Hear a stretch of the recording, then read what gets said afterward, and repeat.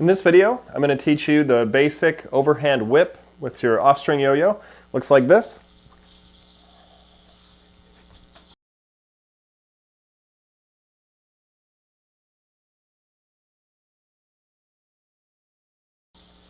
Just like that. And this trick can be pretty challenging to learn at first, so I'm going to try to give you as many tips as I can that will help you get it just right. The first thing you'll notice that we're using a pretty wide, a pretty large offstring yo-yo. That's partly to help make tricks like this easier to learn. The first thing that you want to do when you're learning this trick is make sure that you're holding the string properly in your hand.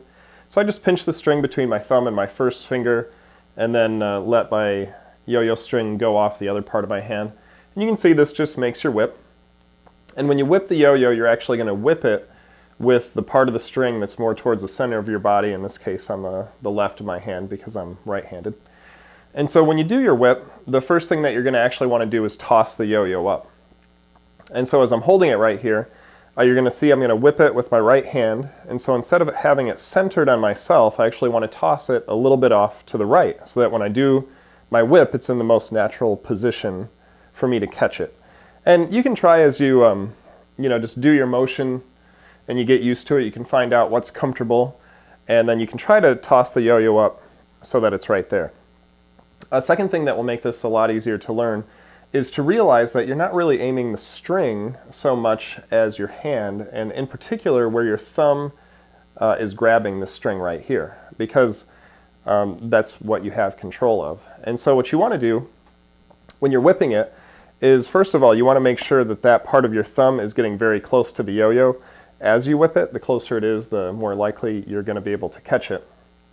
But also, you're going to try to get your thumb lined up right with the groove of the yo-yo right here. And if you do that, then you're going to be successful.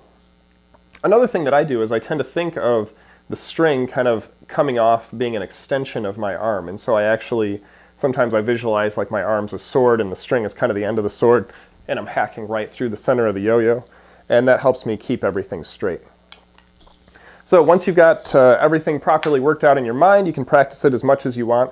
You'll be amazed in the beginning how often you miss, even if the yo-yo's just standing still. So don't be ashamed to just work on it like that. Eventually you'll get used to the whip motion and being comfortable, and then you're ready to do it with it up in the air. And all you're doing from here is you're just putting into practice everything you've been working on. Toss the yo-yo up. And just visualize that sword if that helps, or make sure you're getting your thumb very close to the center of the yo-yo. And the only thing that I can say is just keep working on it. Don't give up. It's such a great trick, and once you get used to it, you'll find that it's something that you can really do over and over again. It really can be perfected. You just have to put in the time. And so that is the basic whip.